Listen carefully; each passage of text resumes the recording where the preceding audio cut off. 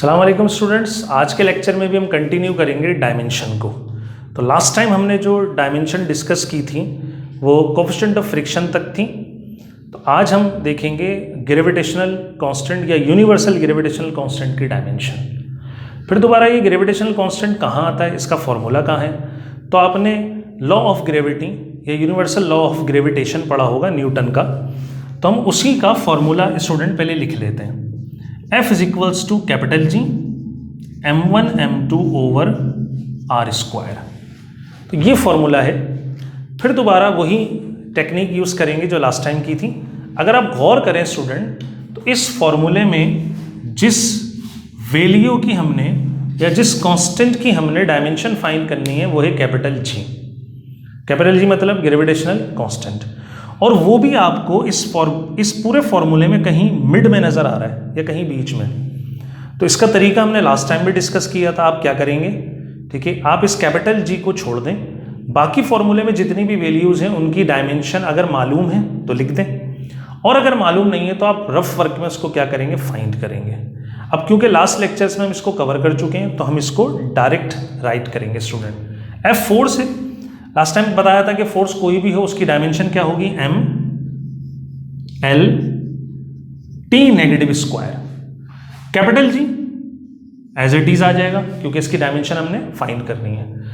m1 and m2 students both are masses, दोनों mass हैं, symbol क्योंकि सेपरेट करने के लिए लगाई गई है, और मास की जो डायमेंशन है स्टूडेंट बोर्ड पे लिखी हुई है वो होती है कैपिटल M।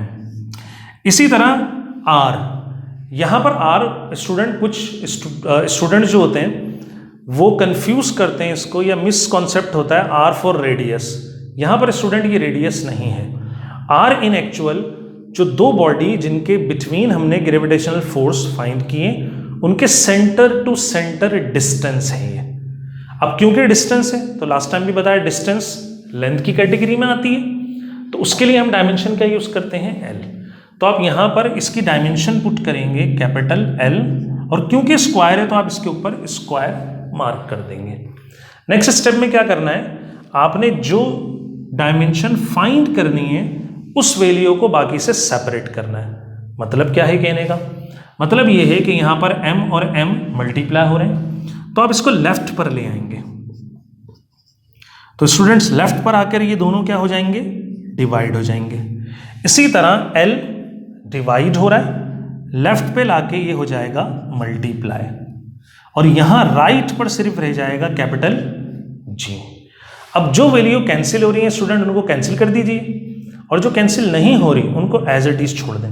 तो आप देख सकते हैं M और M ये कैंसिल हो रहा है, तो आपके पास जो वैल्यूज रह जाएंगी वो बचेंगी न्यूमरेटर में L square T negative square और डिनोमिनेटर में M। लास्ट स्टेप करेंगे स्टूडेंट, क्योंकि हम डिनोमिनेटर में डायमेंशन को नहीं रखते तो हम इसको शिफ्ट करेंगे न्यूमरेटर में।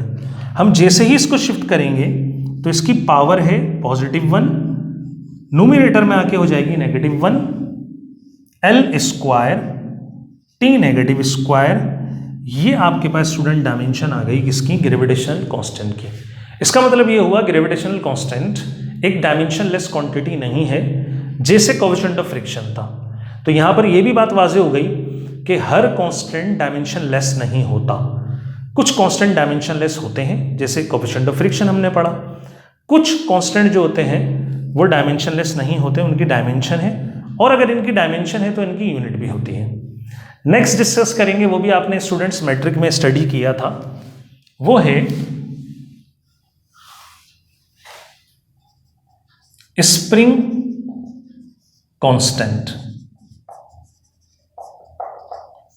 अगर स्टूडेंट स्प्रिंग कांस्टेंट की बात की जाए तो ये बहुत सारे बच्चों को याद नहीं रहता ये हमने कहाँ पढ़ा था, तो मैं आपको रिवाइज करवा देता हूँ। आपने, ठीक है, वेव मोशन या SHM सिंपल हार्मोनिक मोशन में एक टॉपिक डिस्कस किया था हुक्स लॉ का, जिसमें आपने स्ट्रेस और स्ट्रेन को भी स्टडी किया था।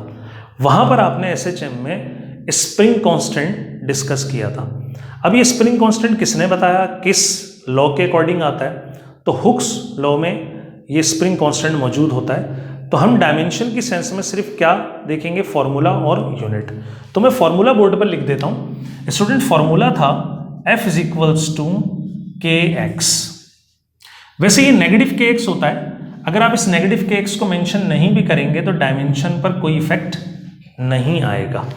अब यहां स्प्रिंग कांस्टेंट क्या है, तो स्टूडेंट स्प्रिंग कांस्टेंट यहां पर k है।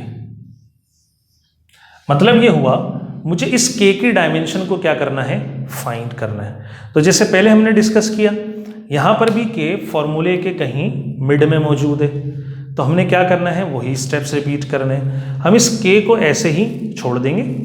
बाकी जो क्वांटिटीज दिख रही हैं f और x, पहले इनको आइडेंटिफाई करेंगे कि क्वांटिटी क्या है, फिर इनकी डायमेंशन पुट करेंगे। स्टूडेंट्स f यहां पर फोर्स है और x यहां पर डिस्टेंस है, ठीक। अगर आपको डायमेंशंस मालूम है दोनों की तो आप डायमेंशन लिख दीजिए, और अगर आपको मालूम नहीं है तो फिर वही तरीका आप रफ में पहले इसकी क्या फाइंड करेंगे, डायमेंशन।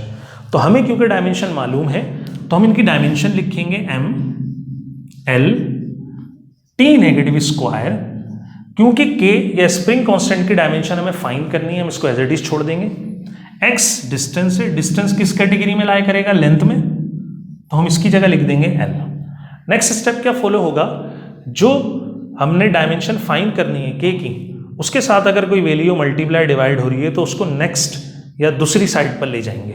यहाँ पर l मल्टीप्लाई हो रहा है k से, तो उसको हम ले आएंगे लेफ्ट पर, तो ये हो जाएगा students m l t - 2 divided by l k। अगर कुछ कैंसिलेशंस होती हैं तो आप उसको कैंसिल कर दीजिए। तो स्टूडेंट जैसे दिख रहा है कि l और l कैंसिल हो रहे हैं, तो हमने इनको कैंसिल कर दिया। रिमेनिंग जो भी रह जाएगा वो स्प्रिंग कांस्टेंट या k की डायमेंशन होगी। तो स्टूडेंट हमने एक और डायमेंशन फाइंड करी कांस्टेंट की, वो था स्प्रिंग कांस्टेंट। उम्मीद करता हूं स्टूडेंट कि आपको आज का लेक्चर समझ में आया होगा। इंशाल्लाह हम यहीं से इसको कंटिन्यू करेंगे।